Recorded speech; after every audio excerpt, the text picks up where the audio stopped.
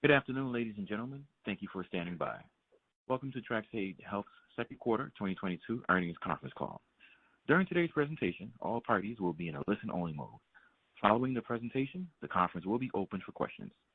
The earnings press release accompanying this conference call was issued at the close of the market today.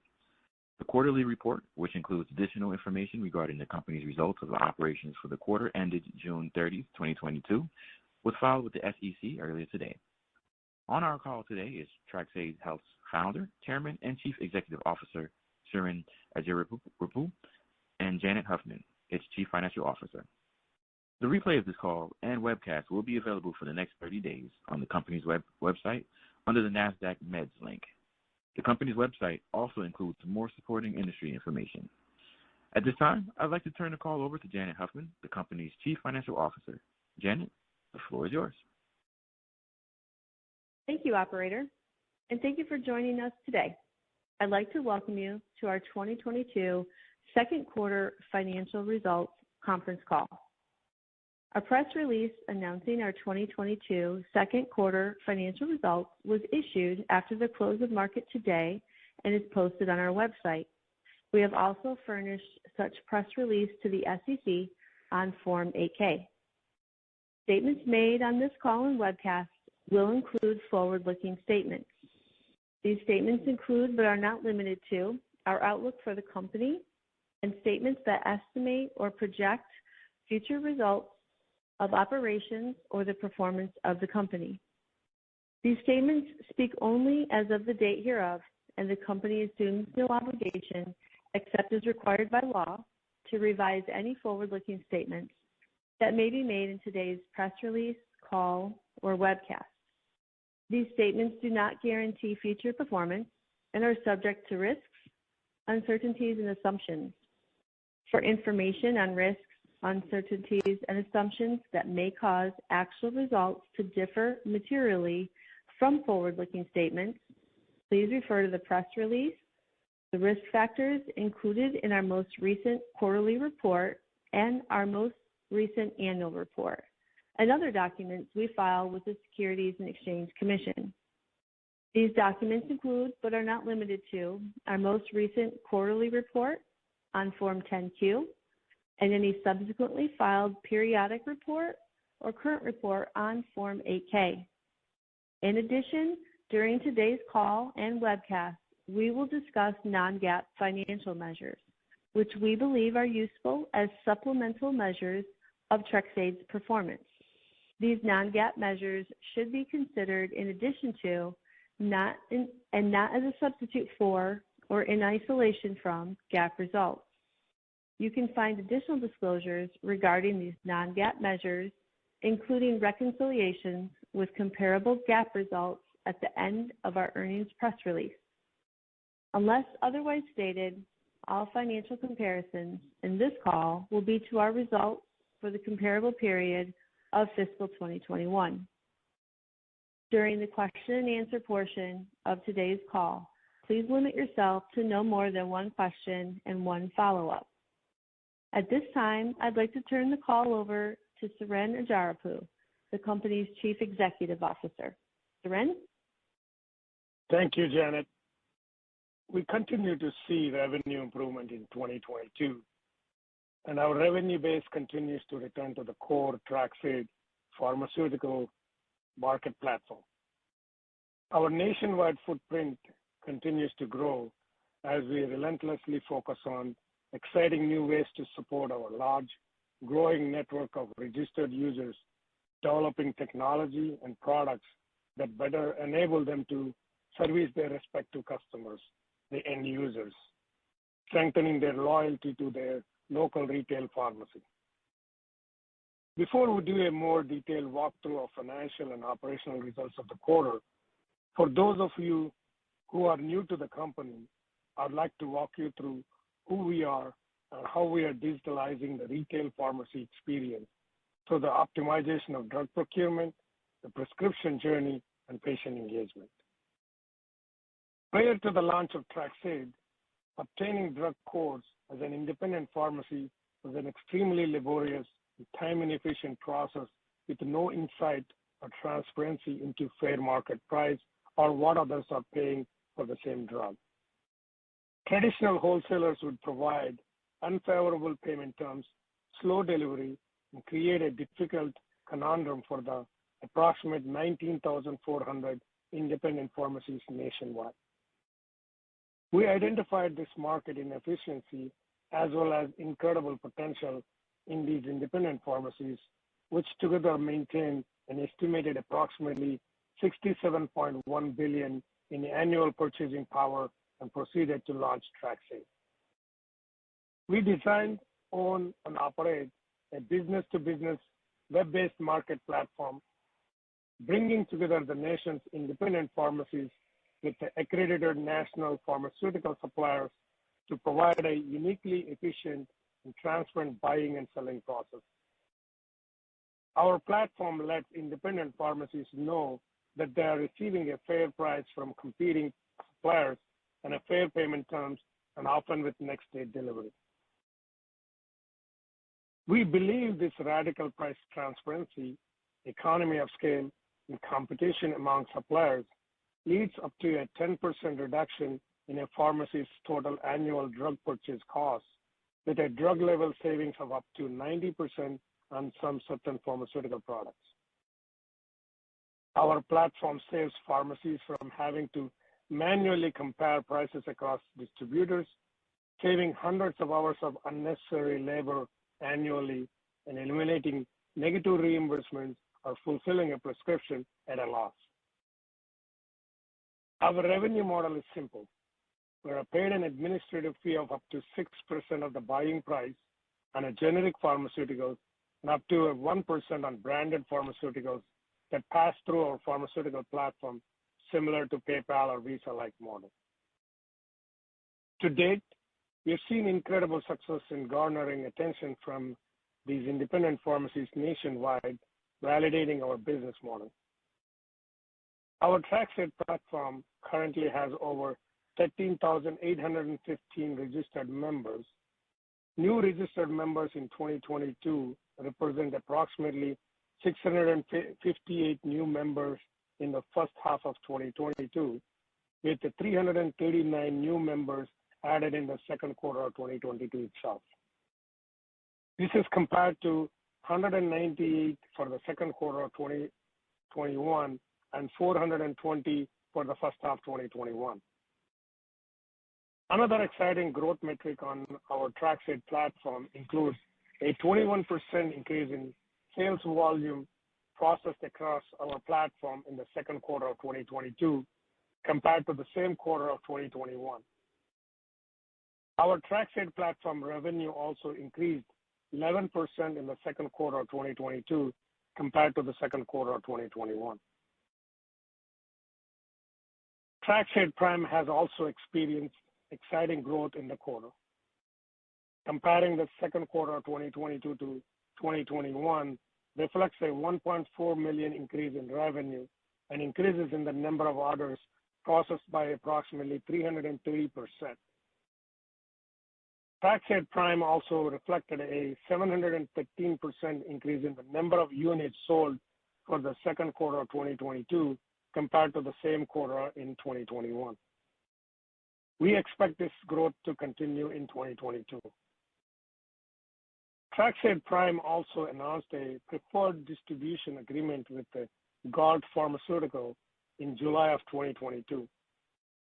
The agreement with Galt adds single source and multi-source products to the TRxADE Prime catalog directly the manufacturer Galt Pharmaceuticals.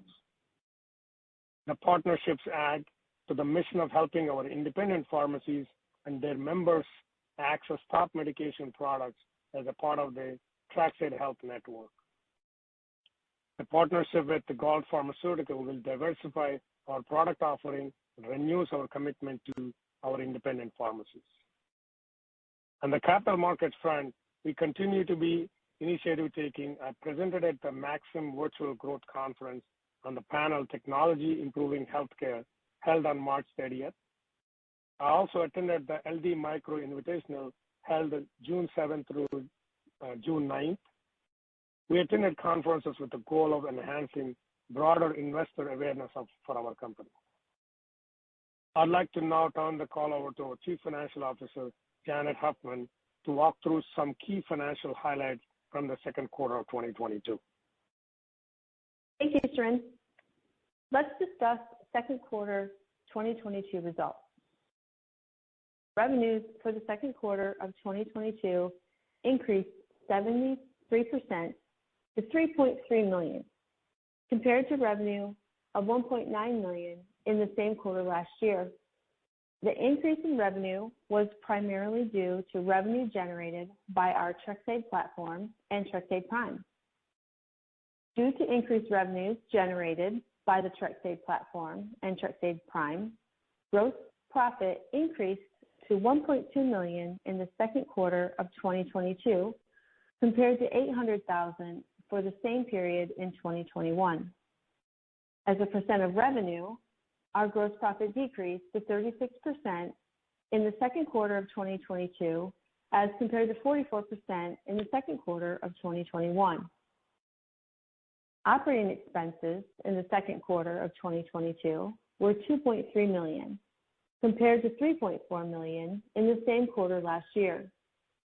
The expense decrease for these comparable periods is primarily due to a $1.2 million loss on inventory investment recognized in 2021, significantly increasing operating expenses for 2021 as compared to 2022. Net loss in the second quarter of 2022 was $1.1 million, or 0.13 per basic and diluted share outstanding, compared to $2.6 million, or 0.32 per basic and diluted share outstanding for the same quarter in 2021. Adjusted EBITDA, a non-GAAP financial measure, was a negative $1.1 million for the quarter ended June 30th, 2022, compared to negative $1.2 million in the same quarter last year.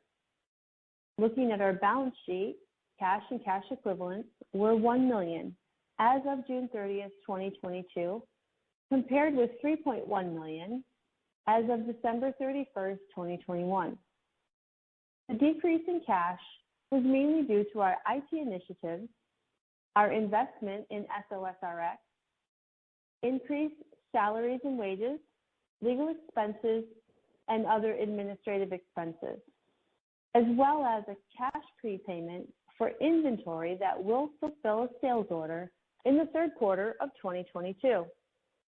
With that, I will turn the call back to Suren for closing remarks. Thank you, Janet. In summary, we're focusing on exciting new strategic partnerships to drive forward our core business, which is our marketplace, while diversifying our revenue base. Taken as a whole, I think we're building an incredible, compelling healthcare ecosystem, allowing consumers access to affordable healthcare while building an exciting value proposition for all stakeholders. I look forward to seeing what the future holds as we continue our rapid pace of operational execution, creating sustainable long-term value for my fellow shareholders. With that, I'll turn it over to the operator to begin a question and answer session. Operator? Thank you, sir. We will now begin the question and answer session. As a reminder, if you have a question, please press the star followed by the 1 on your touch-tone phone. If you'd like to withdraw your question, press the star followed by the 2. And if you are using speaker equipment, you will need to lift the handset before making your selection. All right. And our first question comes from the line of Alan Klee with Maxim Group. Please proceed with your question. Good afternoon. Can you give us a sense of how do you think that we'll have sequential revenue growth for each quarter for the rest of 22? First of all, thank you, Alan. We still continue to see some issues in the supply chain, as well as the expenses in the transportation charges. that's towards some expenses. So towards the revenue, we see a little bit of sequential growth, but we feel confident that we'll be having a sequential growth in the next 2 quarters. Yes. Great. And then in terms of your gross margins, they were hit a little bit with I believe due to TRxADE Prime expanding. Do you believe that over the rest of the year that the gross margin should stay at the level they're at now, or should improve, or how should we think about that? Janet, you want to take that question? Sure, not a problem.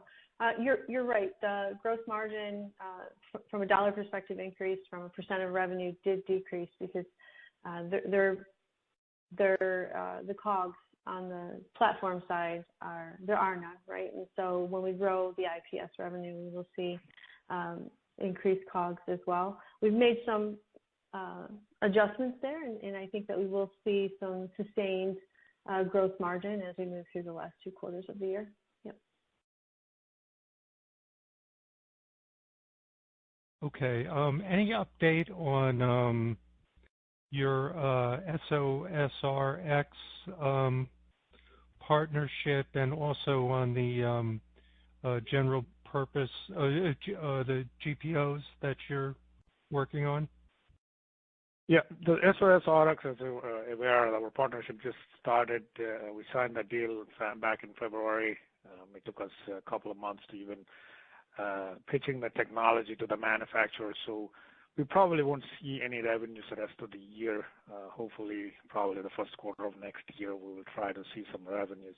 As far as the GPOs are concerned, we'll continue to add more members. That's what you see, the membership growth. I think, as mentioned earlier, the first quarter or the second quarter itself, 339 overall, 600 and plus odd members that we've added in the first 6 months. So that's where you see a lot of the GPO pharmacies are joining our platform.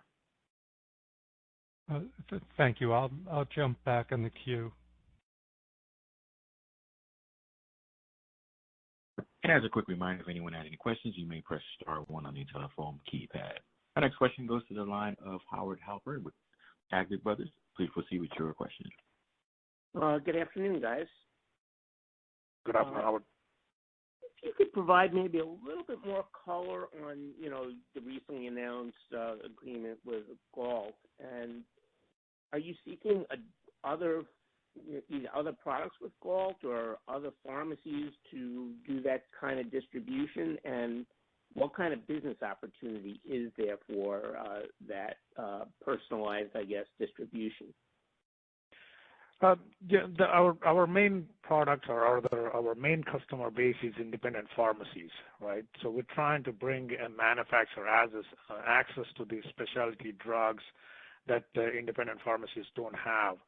So those relationships will give them the access to the drug in the first place, and then higher margin that they can get from the reimbursements. So that's the reason it's bringing the manufacturer direct versus going through a big wholesale chain or wholesalers, that they lose the margin, and we're trying to bring the manufacturer direct to my independent pharmacies. Okay, and just in terms of operating expenses, are we going to see that, improve a little bit as time goes by with some cost-cutting measures, or are we in that $2.2 million range for the foreseeable future? As you were, all the industries are facing the inflation issues, so we have to take care of our employees by increasing their salaries.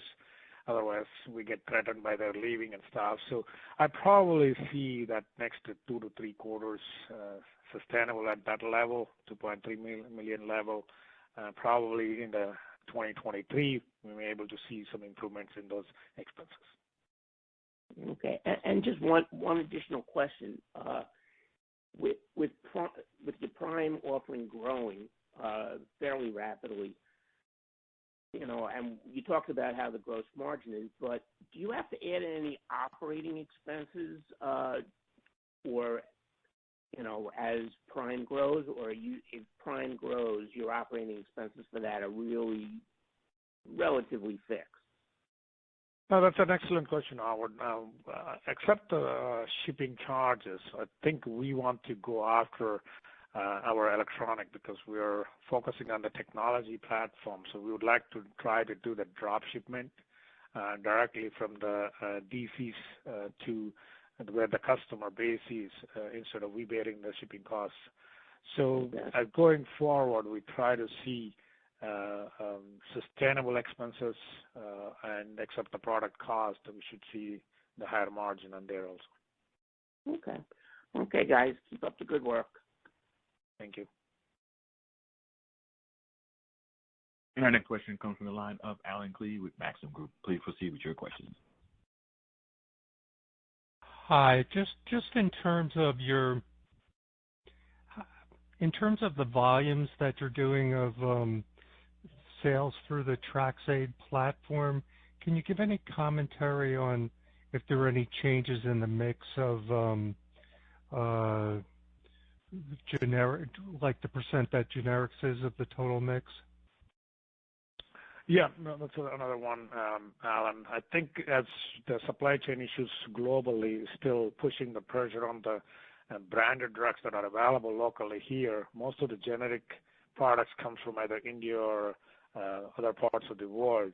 So we see the same trend. I hope the next 6 months to 15 months, we see the same trend, more of a brand versus less generic that are flowing through our platform. Okay, thank you.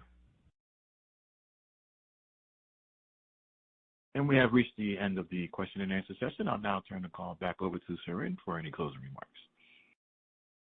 Thank you, operator. I'd also like to thank you, all of you, for joining our earnings call, conference call. We look forward to continuing to update you on the ongoing progress and growth. If we were unable to answer any of your questions, please reach out to our investor relations department, who would be more than happy to assist. For any of you who may have joined the call in progress, remember that the replay of this call and a webcast will be available for the next 30 days on the company's website under the NASDAQ:/MEDS link, and that more information regarding the financial disclosed on this call and webcast, including a reconciliation of non-GAAP financial information, can be found in our press release, which we filed after the close of the market today. Thank you all. And this concludes today's conference, and you may disconnect your lines at this time. Thank you, and have a great day.